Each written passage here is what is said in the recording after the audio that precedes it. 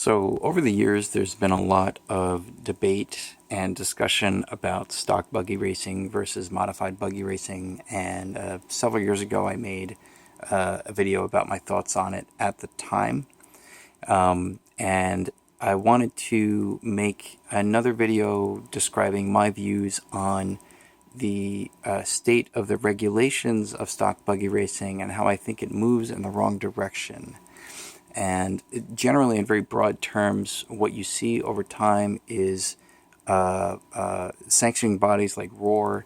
They'll try to put restrictions on the actual motor design for 17.5 motors. You know, the copper wire that's used in the turns can only be so thick.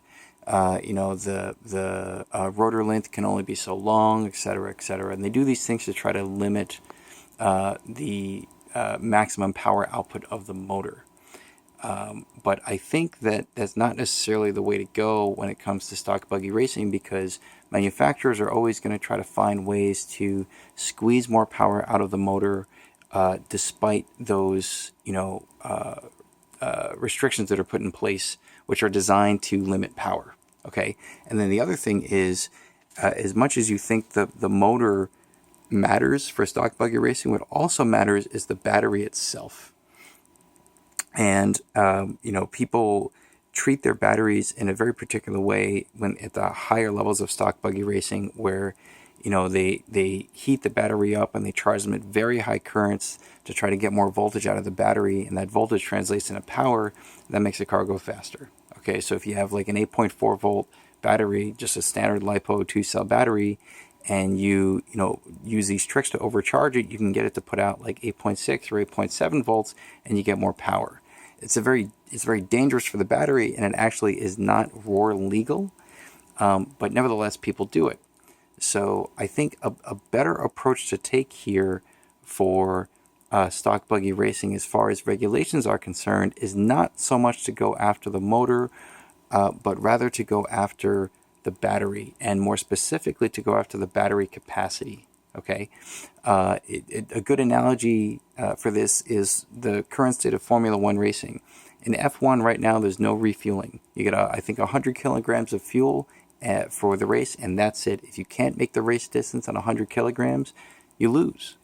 So we could apply a similar approach toward RC racing, specifically for stock buggy racing, in order to try to neutralize differences in approach for motor design or anything else.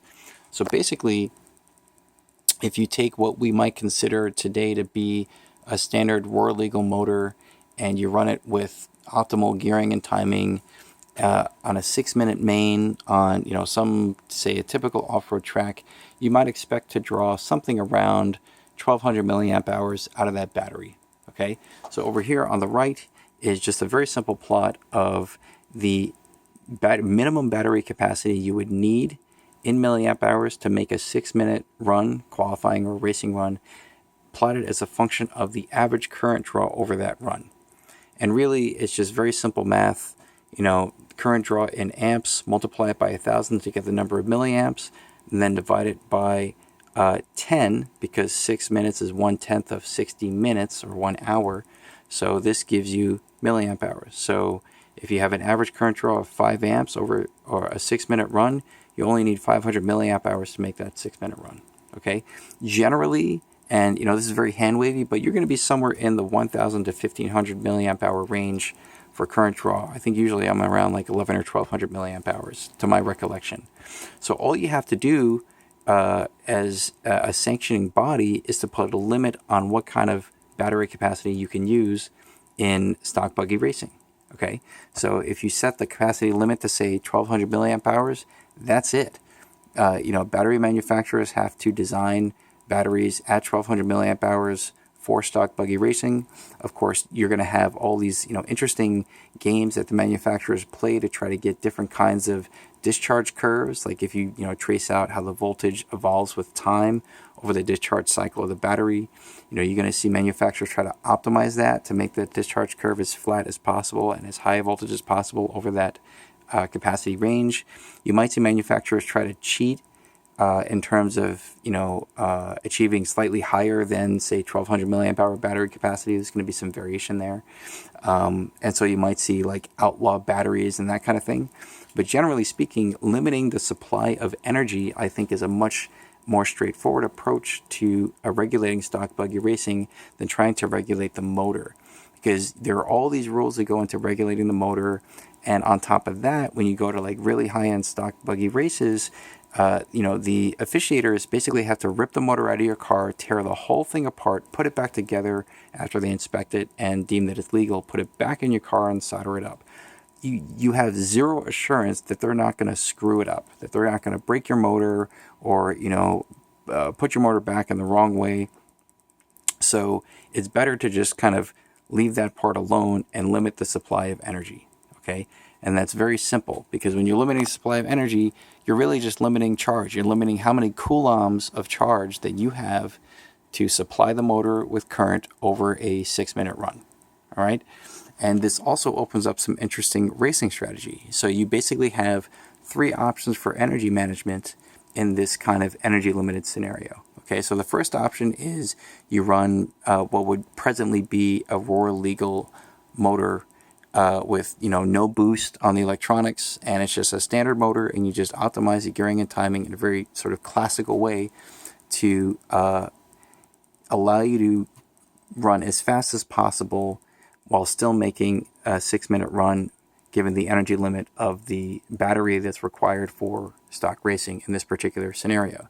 Option B is you use a more powerful motor. Outlaw motors would no longer be outlawed in this scenario. And so if you want to, you can run a more powerful motor, you can draw more current. It would put you in a regime that if you drew that current over the entire run, you wouldn't actually make the race time. Like you wouldn't be able to make 6 minutes, maybe you only make 5 minutes. So you'd have to adjust your racing strategy or your gearing and timing to bring your average current draw within the ceiling. So, maybe you run an outlaw motor and you gear it and time it to, straight to hell, and you pull lots of current and you use that to get an initial advantage, and then later in the race you slow down just to make time. Okay? Same thing goes for boost. You can open up the rules on electronics to allow people to run dynamic timing advance on their speed controls.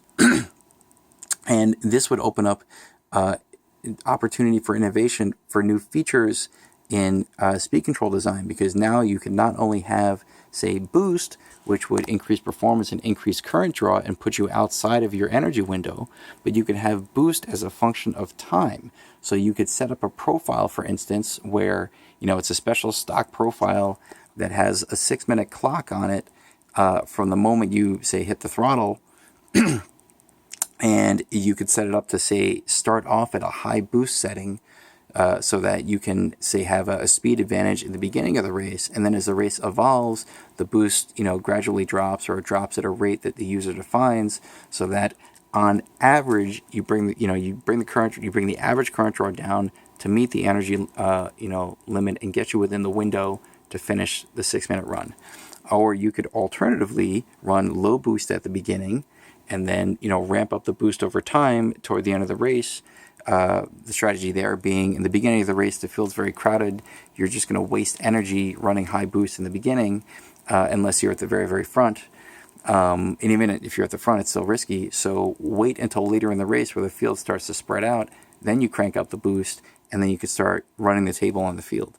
So having a strategy like this, where all you're really doing is limiting battery capacity, and in a measurable way that's relatively easy to regulate, opens up all these interesting options for how to devise a racing strategy for stock buggy racing, and it would increase diversity in the approach to stock buggy racing. And I think that something like this would not only make the racing a lot more interesting and more technically difficult, because now you have to worry about meeting time with a lower battery capacity, but it would also be kind of fun because you could explore different racing strategies and it wouldn't be illegal to do so.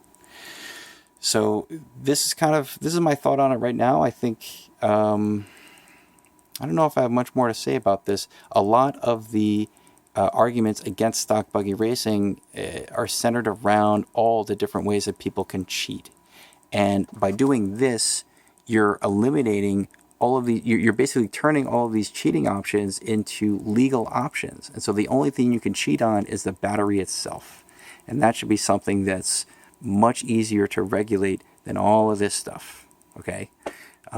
So those are my thoughts on it. If anyone at Roar is listening to this, or anyone who has any say whatsoever in sanctioning for stock buggy racing is listening, I would highly recommend considering this. This does in a way go back to RC racing back in the 80s and 90s, where we had nickel cadmium batteries that, guess what, had a battery capacity of about 1200 milliamp hours, until Sanyo released like the SCRC cells, went up to 1700 and eventually 2000 milliamp hours. And then you had this whole battery capacity war where the battery capacity just took off, and it got to a point where you had more than enough energy to do whatever you needed to do or wanted to do on your car. And maybe we need to get back to this situation where, at least for certain kinds of racing, specifically stock buggy racing, we limit the energy supply. And that could make the racing really interesting and really force the drivers to think more about how they set up the car and how they devise a racing strategy.